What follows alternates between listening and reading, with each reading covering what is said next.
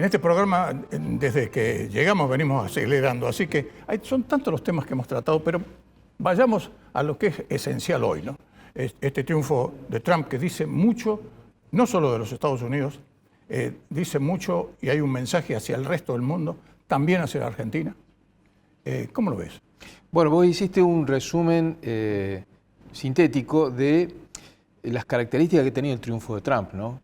Primero, es el retorno de Trump, es decir, la confirmación de que aquel Trump no era una anomalía que había ocurrido, un accidente que había ocurrido en el sistema político norteamericano, sino lo contrario.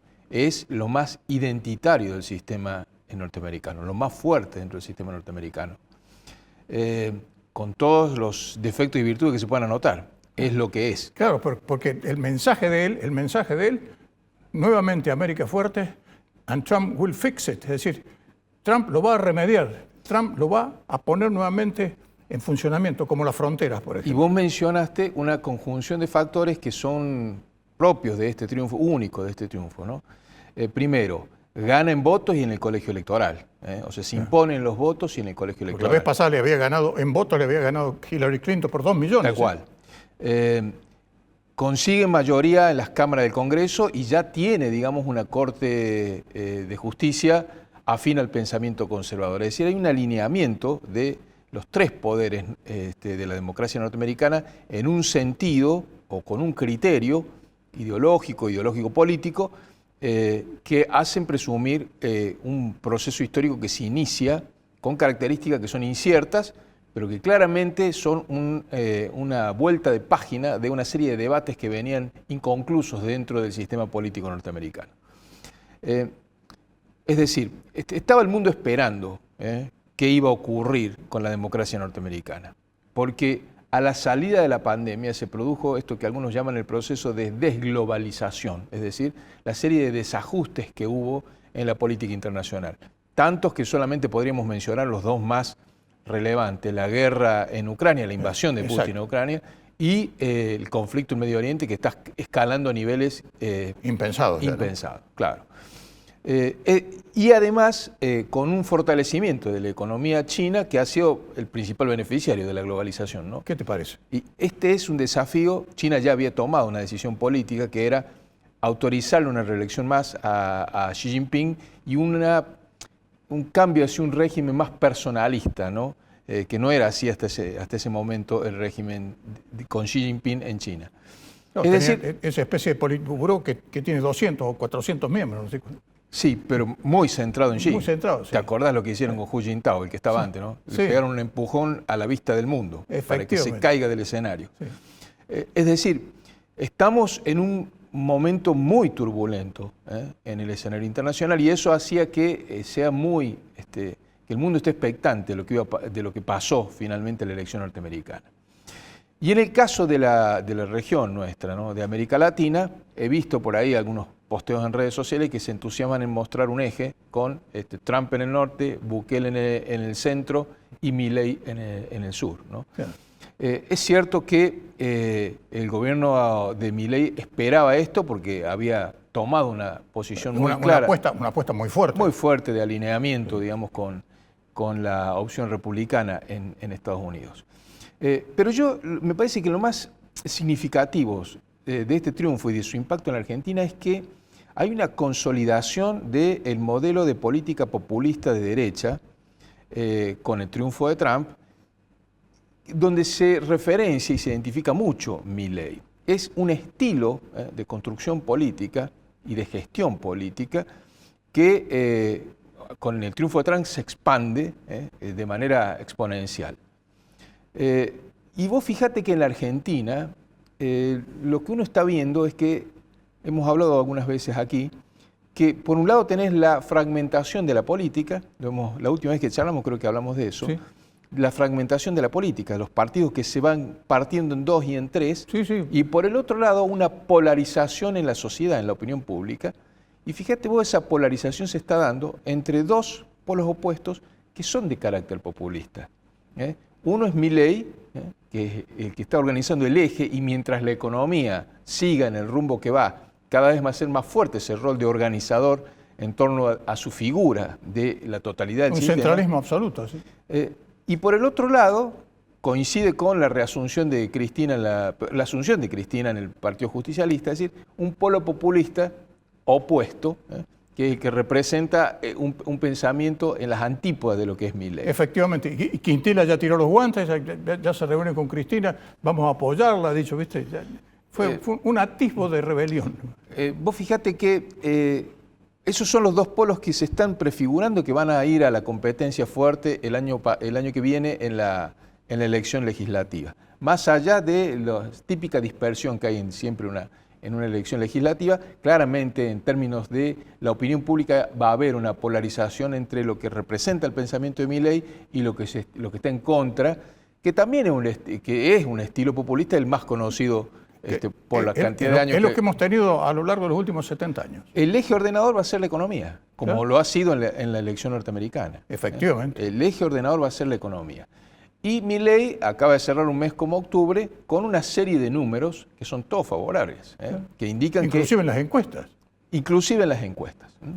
Que había algún temor, digamos, después de los vetos había caído a la reforma provisional y a los fondos universitarios, había un temor sobre está la llegando caída. al 50% de aceptación. Y fíjate que incluso, bueno, lo de los jubilados sí le afectó en las encuestas, ahí hubo una caída, luego recuperó, pero el veto a los fondos para universidades no lo afectó a las encuestas. Probablemente porque se sobregiró el estudiantado en las universidades y ya le estaban planteando una suerte de mayo francés inminente a Milei, y eso agonizó primero en las aulas y después en la sociedad. Y hubo un repunte de Milei en las encuestas. Pero los números de la macroeconomía, el riesgo país, el dólar estable y en baja, bueno, el riesgo país ha bajado de los 900 puntos básicos. Bueno, y hoy las acciones y bonos en Nueva York subieron el 10%. Claro, pensando en la afinidad entre Milei, en la línea política de Milei y el gobierno de Trump que asume en enero. Bueno, volvió a comprar dólares el central, o sea, a fortalecer reservas. La cantidad de depósitos en dólares que aparecieron con el blanqueo, que eso fortalece el sistema financiero. La inflación que se prevé que... Hasta por debajo del 3. Claro, venía con ese techo del 4 que le costaba perforar, ahora perforó y va por más. Sobre todo en una velocidad de reducción que era imprevisible. Nadie pensaba, seamos francos en esto, ni siquiera... Ni en un libro de ciencia ficción. Ni siquiera los especialistas más avesados decían que iba a bajar tan rápido, digamos, la fiebre inflacionaria. Es decir, si Milei logra conseguir que estos números se mantengan y que el proceso de recesión que estaba afectando la paralización de la actividad económica, fruto, digamos, del ajuste para controlar la inflación, eso no le que no le haga daño en el electorado, es decir, que empiece un proceso de crecimiento, bueno, su posición para las elecciones va a ser una posición mucho más fuerte que si eso no ocurriera, claramente. Y fíjate vos, a mí me gusta hacer hincapié en un pronóstico en el cual han coincidido algunos economistas y también el Fondo Monetario. Todos dicen que este año tiene una contracción grande la economía argentina, de más de 3 puntos del producto, pero todos predicen para el 2025 5 puntos de crecimiento del producto. Lo he escuchado a esa cifra que la dio Arriazu, la dio Cavallo, y finalmente en el último informe del Fondo Monetario, en la última asamblea del Fondo, dijeron para Argentina 5 puntos de crecimiento también. Si eso se cumple y la economía se mantiene con la inflación en baja o al menos estable, es alta todavía para lo que es el escenario internacional, es altísima, ¿no? Es altísima. Es más, los demócratas acaban de pagar el costo de tener 7 puntos anuales de inflación, ¿no? Exacto. Pero si esta economía así, con la inflación en baja y convergiendo con el valor del dólar oficial, se mantiene el año que viene y hay un crecimiento de esos 5 puntos del producto que están pronosticando, bueno, claramente no es una economía con inflación baja y recesiva, sino que es una economía con mejor actividad. Por lo general, eso tiende a favorecer las expectativas electorales de los oficialismos, en este caso de Milei. Pero en cuanto al estilo político, lo más probable es que terminen confrontando una impronta populista de derecha, como se reconoce Milei, y una impronta populista con discurso de izquierda, como dice ser Cristina, o como hemos experimentado. Eso es una fachada lo del izquierdismo. Sí, y además hay una serie de agendas de la izquierda global que con este triunfo de Trump entran en crisis, ¿no? Es esas agendas que han reemplazado el testeo del sentimiento generalizado, de los puntos comunes en una sociedad por las agendas identitarias de minorías. Eso ha entrado en crisis.